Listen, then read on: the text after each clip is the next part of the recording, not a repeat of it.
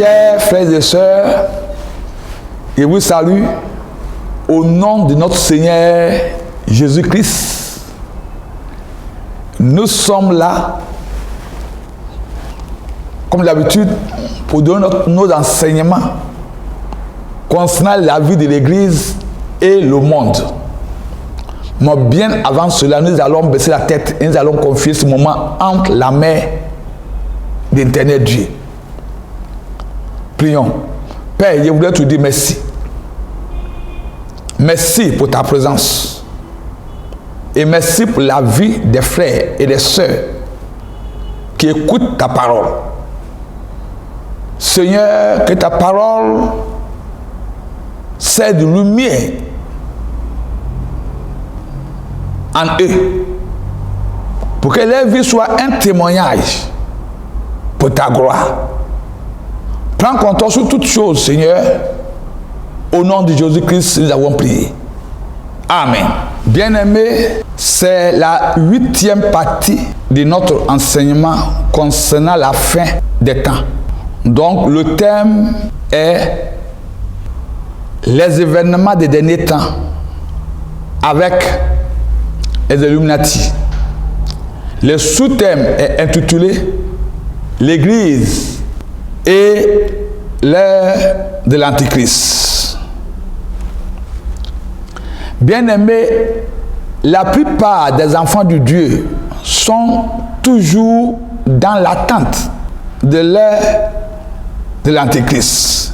Tout simplement parce qu'ils ont une mauvaise incompréhension et interprétation au sujet de l'arrivée de l'Antichrist. D'abord, en tant qu'Église, nous devons connaître la divinité du Seigneur Jésus-Christ dans une dimension spirituelle et non sur le plan humain. Nous devons percevoir le Seigneur Jésus-Christ en tant que l'expression d'Éternel Dieu. Car Jésus-Christ est la parole du Dieu faite chair. Comme Jean 1, verset 1 le dit. Jean 1, verset 1 dit, au commencement était la parole. La parole était avec Dieu. Et la parole était Dieu.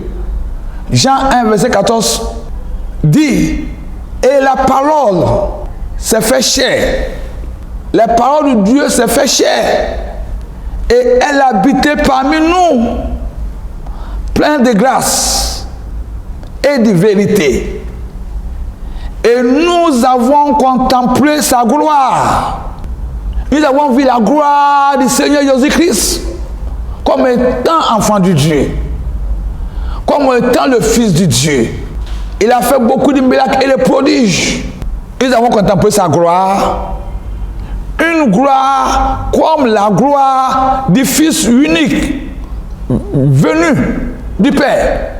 Jésus-Christ est la parole de Dieu. Il est le cœur de Dieu.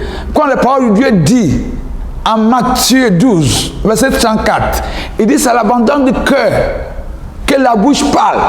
Donc Jésus-Christ est le cœur de Dieu. C'est l'expression du Éternel Dieu.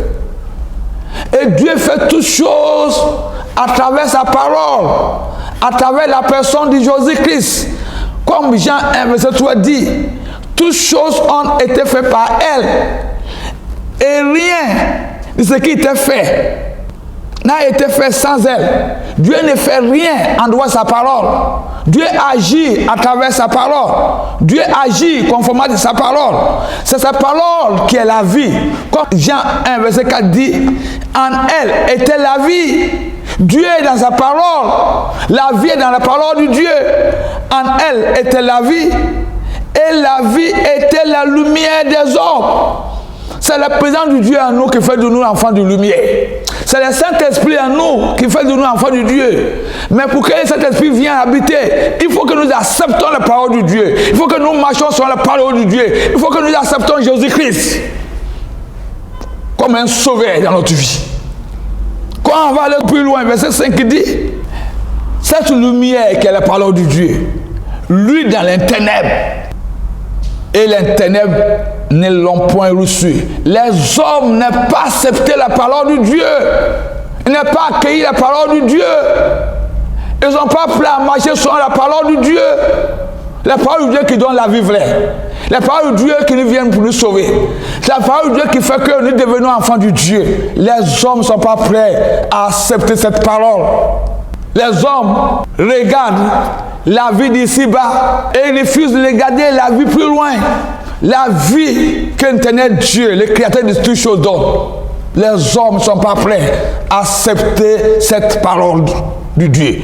Mais il dit encore, on va aller plus loin, puisqu'on est en train de présenter la divinité de notre Seigneur Jésus-Christ. La parole de Dieu. Verset 10, il dit, elle était dans le monde, et le monde a été fait par elle. Dieu a créé toutes choses à travers sa parole. Il a créé nous-mêmes à travers sa parole. Elle était dans le monde, et le monde était fait par elle, et le monde ne l'a point connu. On n'a pas cherché à accepter pour qu'on voit comment cette parole de Dieu peut nous transformer, peut nous donner la paix, peut donner la joie, peut faire de nous enfants de Dieu. Verset 11 dit, elle est venue chez les siens, et les siens ne l'ont point reçu. Les hommes créés à l'image de Dieu n'ont pas accepté la parole de Dieu. Après avoir désobéi, Christ est venu pour restaurer les choses. Il est venu pour nous restaurer. Mais les hommes continuent à tourner le dos contre la parole de Dieu. Mais verset 12 dit, mais à tous ceux qui l'ont reçu, à ceux qui croient à son nom, elle a donné le pouvoir de devenir enfants de Dieu, laquelle sont nés. C'est la parole de Dieu qui fait de nous enfants de Dieu. C'est la parole de Dieu qui fait que nous sommes nés de nouveau. C'est la parole de Dieu qui fait que, on devient les enfants de Dieu. On expérimente la présence de Dieu. On a une communion avec Dieu. C'est la parole de Dieu à nous. Oui, la parole de Dieu. Là, il se trouve l'Esprit de Dieu. Parce que Dieu est dans sa parole. Il dit, mais à tous ceux qui ont reçu, à ceux qui croient à son nom, elle a donné le pouvoir de devenir enfants de Dieu, laquelle sont nés, non de sang, ni de la volonté de la chair, ni de la volonté de l'homme, mais de Dieu. En effet, l'Église, ce sont tous ceux qui croient à la doctrine de Christ, tous ceux qui croient à la parole de Dieu et la mettre en pratique. Ce n'est pas le lieu qui fait de nous enfants de Dieu. C'est notre attachement à la personne de Christ. Notre attachement à la parole de Dieu. C'est par la parole de Dieu en nous qui fait que nous sommes nés de nouveau.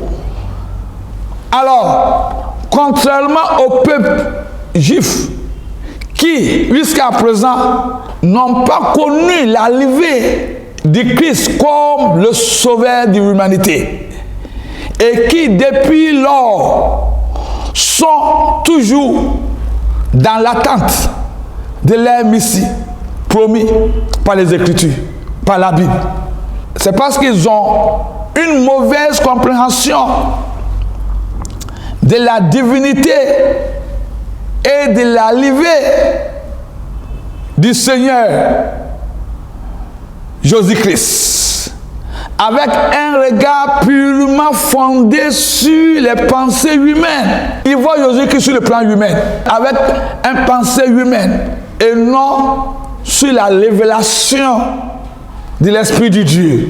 Et ne pas accepter sa doctrine pour expérimenter la gloire de Dieu, pour voir, pour connaître que Jésus-Christ est véritablement le Messie. Ils ne pas accepter la doctrine, donc ils sont encore à l'attente de leur Messie. Voici même ces leaders spirituels juifs, les pharisiens, qui sont approchés du Seigneur Jésus-Christ. En Luc 17, verset 20 à 21, qui dit, les pharisiens demandèrent à Jésus quand viendrait le royaume de Dieu.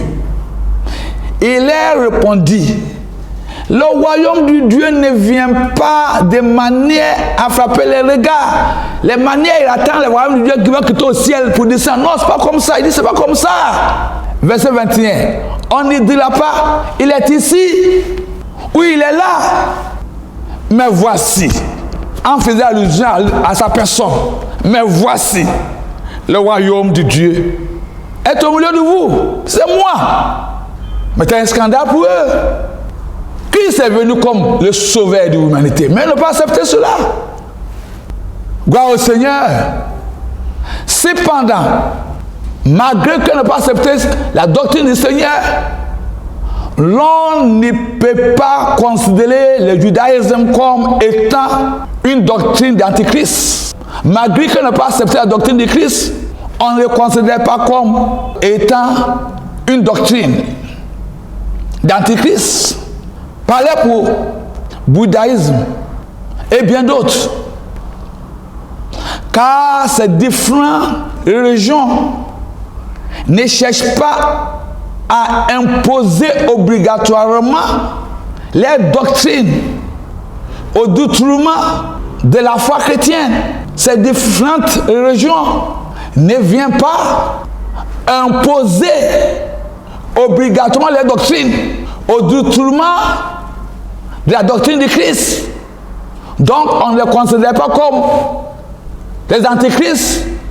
On ne sont pas d'accord avec la doctrine du Seigneur, mais on ne le considère pas comme l'antichrist qui vient pour chercher à faire disparaître l'Église, chercher à empêcher ceux qui ont cru en Jésus-Christ, les chrétiens, à garder leur foi chrétienne, à garder leur alliance avec Jésus-Christ. Donc ces religions-là, c'est pas eux l'antichrist. L'antichrist est un ordre. Sans ignorer que l'arrivée du Seigneur Jésus-Christ est un ordre, un mode de vie sur le plan spirituel et moral, qui est donc une époque pour le salut de l'humanité. Comme Jean 3, verset 16 dit, car Dieu étant aimé le monde que il a donné son Fils unique, afin que quiconque croit en lui ne périsse point, mais qui ait la vie éternelle.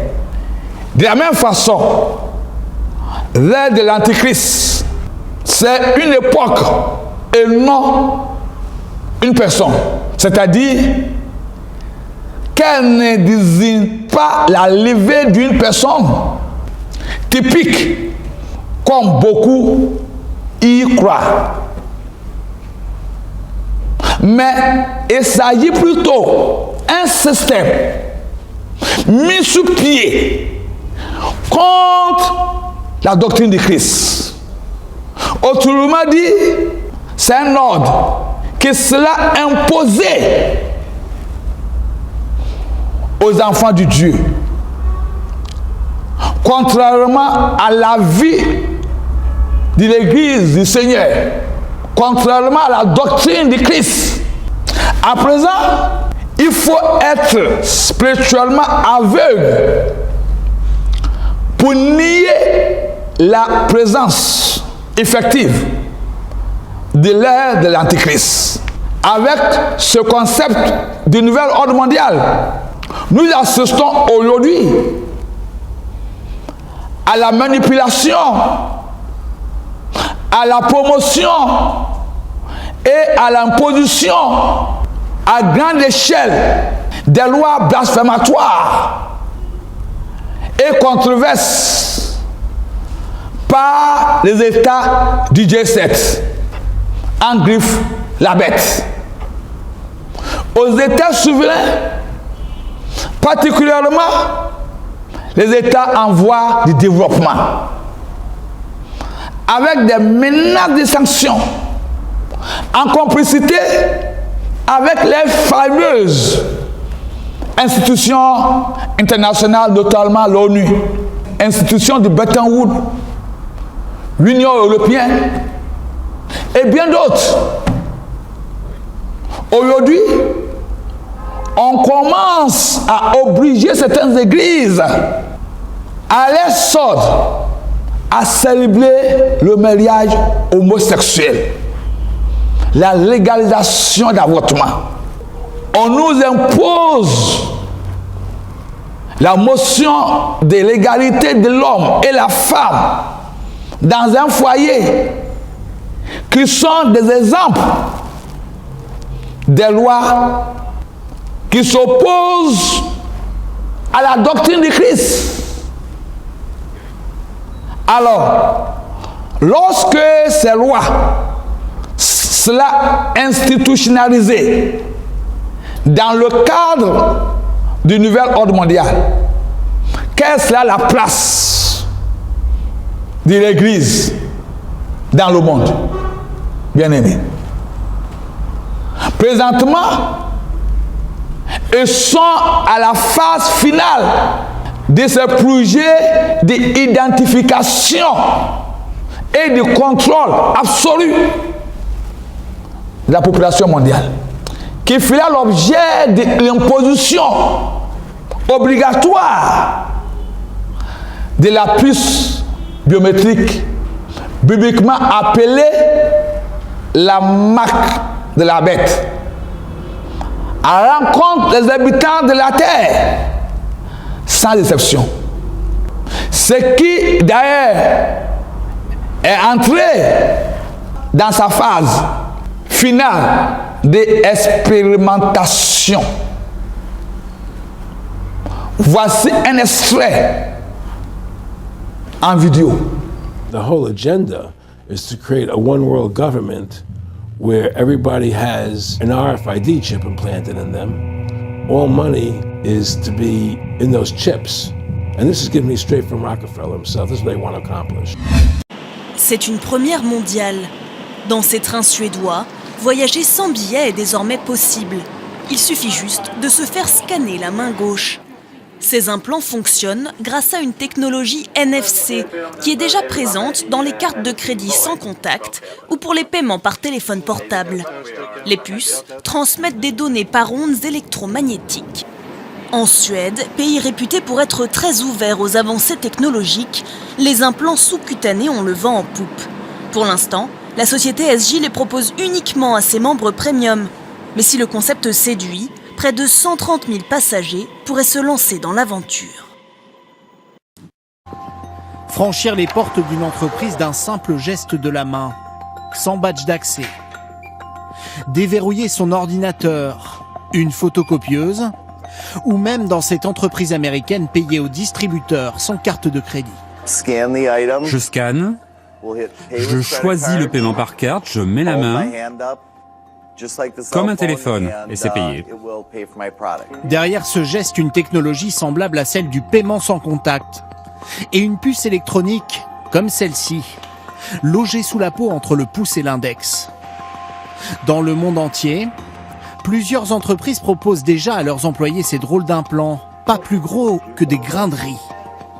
Dans cette PME belge, ils permettent aux salariés volontaires d'échanger des informations en une fraction de seconde. Je vous donne ma carte de visite.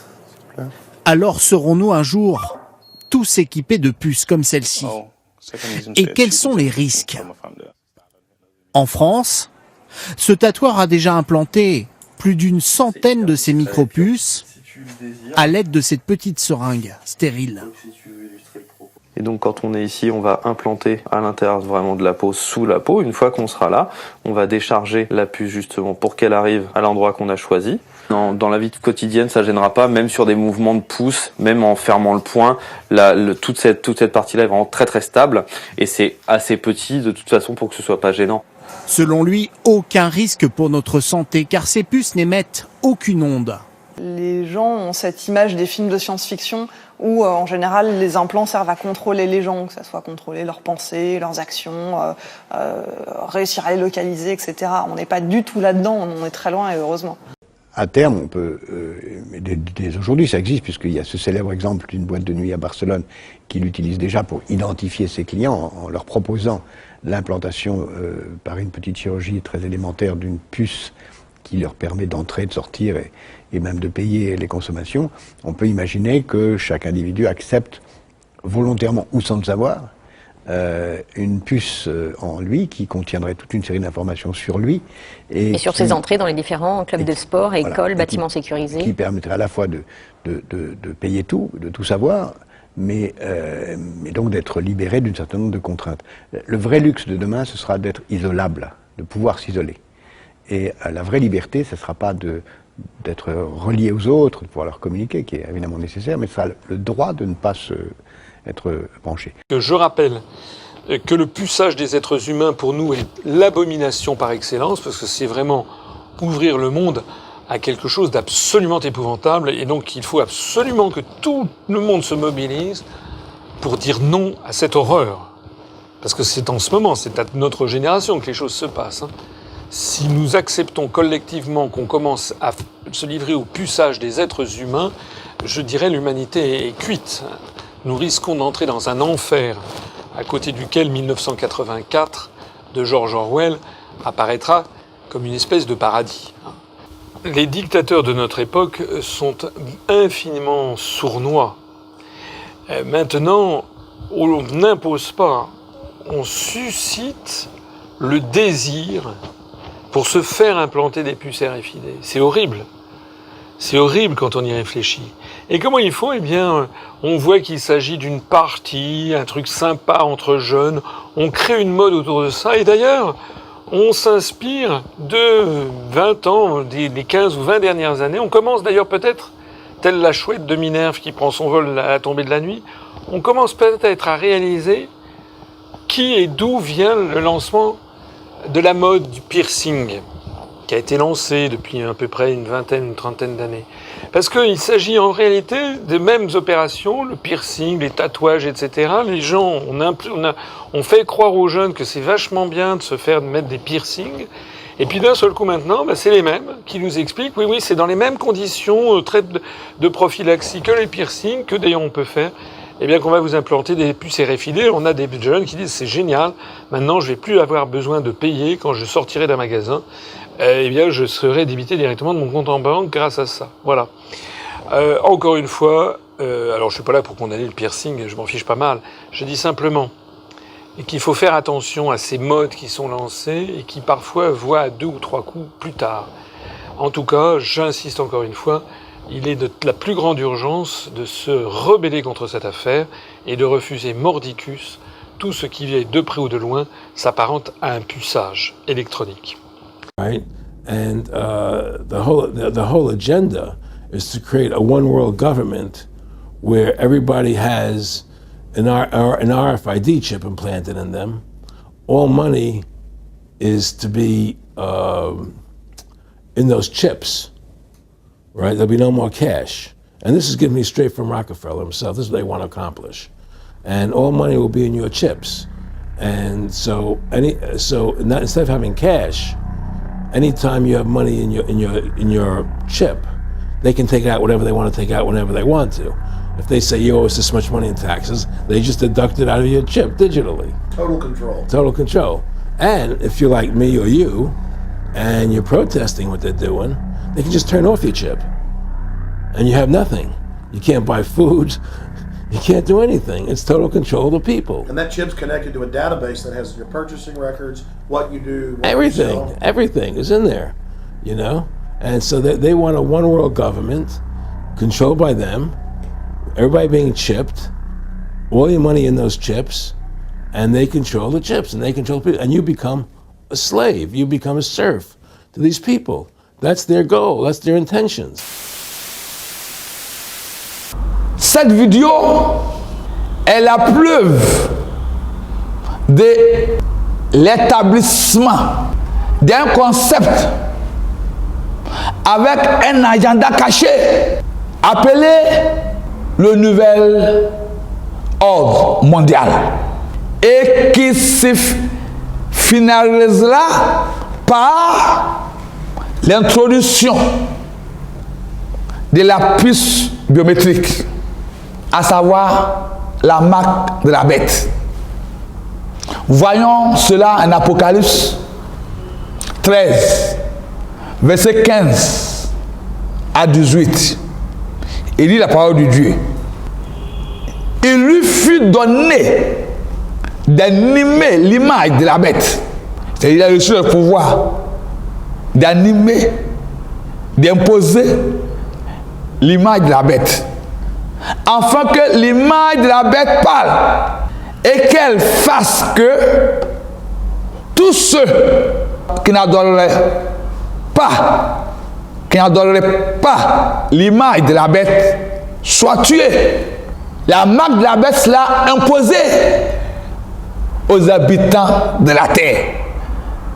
Verset 16 dit, et elle fit que tous, petits et grands, riches et pauvres, libres et esclaves, reçoivent une marque sur les mains droites ou sur les fronts, et que personne ne puisse acheter ni vendre sans avoir la marque, le nom de la bête ou le nombre de son nom.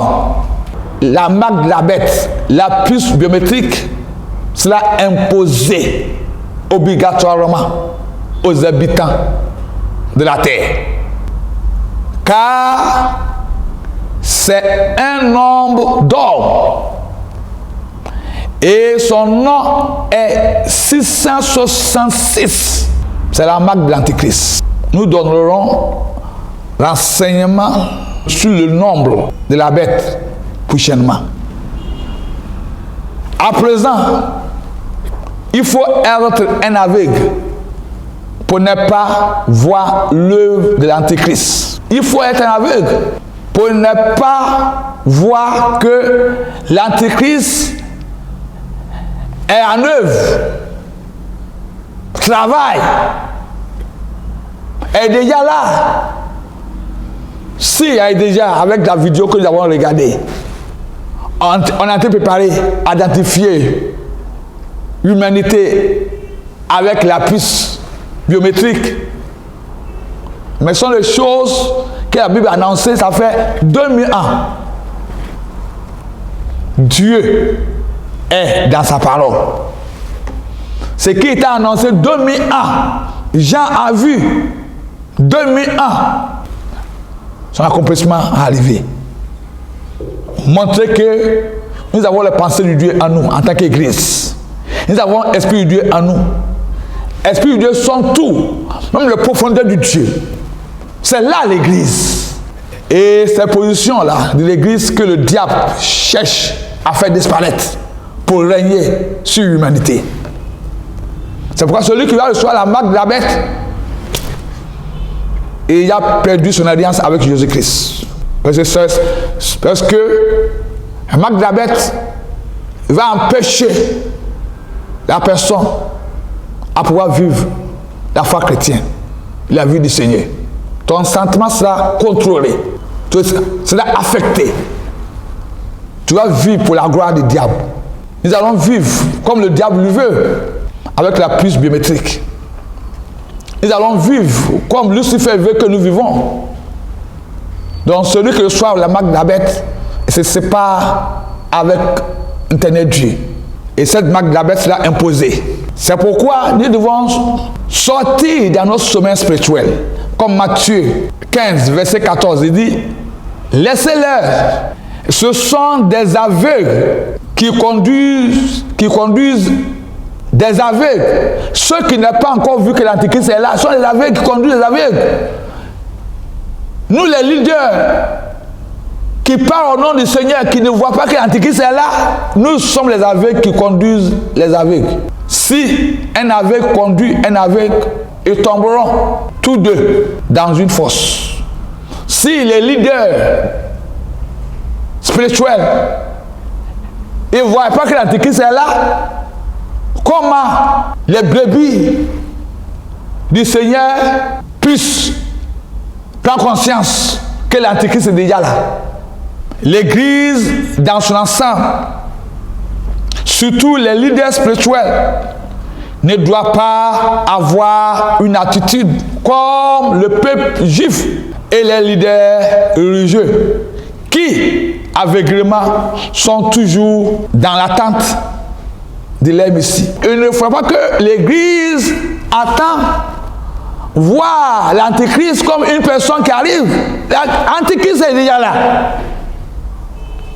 L'Antéchrist est là avec ce concept de nouvel ordre mondial qui sera imposé aux habitants de la terre. Peu importe ta position sociale, bien-aimé. Autrement dit, nous ne devons pas nous comporter comme des aveugles en tant qu'Église et des ignorants et tomber subitement sous le coup de l'ordre de l'Antéchrist sans se préparer, sans connaître ce que ce concept veut nous apporter. Notre prochain enseignement sera focalisé sur la chronologie de la bête. Que le Seigneur vous bénisse et que le Seigneur vous fortifie et que le Seigneur vous garde. Baissons la tête. Père, nous voulons te dire merci pour ce temps que tu as permis. Merci pour la vie des frères et des sœurs. Que tu permettes d'écouter ta parole. Seigneur, que ta lumière soit sur eux. Et que tu amènes ton Église dans son ensemble à prendre conscience que l'Antéchrist est en œuvre. Pour que, Seigneur, nous puissions résister toutes œuvres des ténèbres qui veulent mettre fin à la vie de ton Église, pour que tes élus préservent leur alliance en Jésus-Christ. Merci pour tout. Au nom de Jésus-Christ que nous avons prié. Amen. La mission prophétique Les 4 êtres vivants est un mouvement chrétien interdénominationnel qui, à travers la grâce de Dieu et l'aide du Seigneur, a pour objectif de prier et lutter de manière pacifique contre tout nouvel ordre mondial qui s'oppose à l'Église et aux populations. Pour plus d'informations, veuillez nous contacter à 4êtresvivants11@gmail.com.